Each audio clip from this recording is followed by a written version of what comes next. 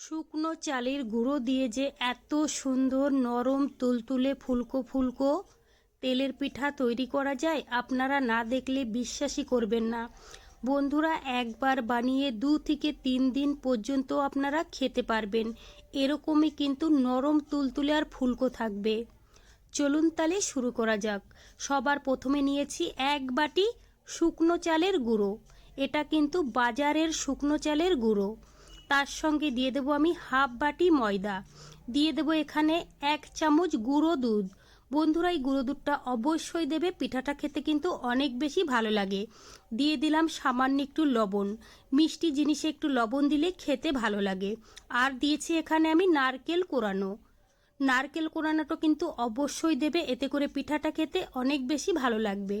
এবার কিন্তু ভালো করে একবার আমি মিশিয়ে নিয়েছি। তারপরে এখানে দিয়ে দেব জল। বন্ধুরা, আমি এখানে জল দিয়েছি, তোমরা চাইলে কিন্তু দুধ দিয়েও মেখে নিতে পারো। জল দিয়ে খুব ভালো করে মেখে নিয়েছি। তারপরে দিয়ে দিলাম এখানে আমি হাফ কাপ চিনি। চিনিটা দিয়েও কিন্তু অবশ্যই ভালো করে মেখে নিতে হবে। বন্ধুরা, জলটা কিন্তু অবশ্যই কুসুম গরম দিতে হবে। কুসুম গরম জল দিয়ে একটা ঘন ব্যাটার তৈরি করে নিতে হবে, খুব বেশি কিন্তু পাতলা করা যাবে না।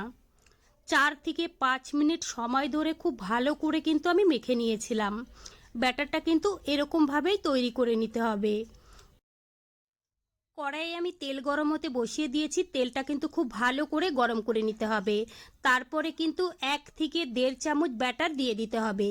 কিছুক্ষণ অপেক্ষা করার পরে দেখবে ফুলে বলের মতো হয়ে গেছে। তারপরে কিন্তু উপর থেকে এইভাবে একটু তেল ছড়িয়ে দেবে, তাহলে কিন্তু খুব সুন্দরভাবে পিঠাগুলো তৈরি হবে। দেখুন বন্ধুরা, একটা পিঠা কিন্তু আমার হয়ে গেছে। এবার কিন্তু তুলে নেব। সেমভাবে কয়েকটা পিঠা আপনাদের বানিয়ে দেখাবো। সবগুলো পিঠাই কিন্তু এরকমই বলের মতো ফুলবে। আমি কিন্তু এখানে 3 থেকে 4টে পিঠা আপনাদের বানিয়ে দেখাবো। সবগুলো পিঠাই কিন্তু সুন্দরভাবে ফুলবে। বন্ধুরা, তোমরা চাইলে কিন্তু পিঠাগুলো একটু লাল লাল করেও ভেজে নিতে পারো। আমি কিন্তু আজকে পিঠাগুলো একটু সাদা সাদা করেই ভেজে নিচ্ছি। আমার কাছে কিন্তু এরকম সাদা সাদা পিঠা খেতেই বেশি ভালো লাগে। সবগুলো পিঠা কিন্তু আমি ভেজে নিয়েছি। এবার একটা প্লেটের মধ্যে সাজিয়ে নেব।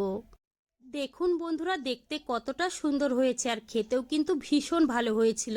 আর পিঠাগুলো কতটা নরম হয়েছে সেটা কিন্তু আপনারা দেখেই বুঝতে পারছেন। একটা পিঠা আমি ভেঙেও দেখিয়ে দেব। বন্ধুরা, আমার রেসিপি কেমন লেগেছে কমেন্ট করে জানাবেন। ভালো লাগলে প্লিজ আমাকে সাপোর্ট করবেন। বাড়িতে বানালে কমেন্টে জানাতে ভুলবেন না খেয়ে আপনাদের কেমন লেগেছে।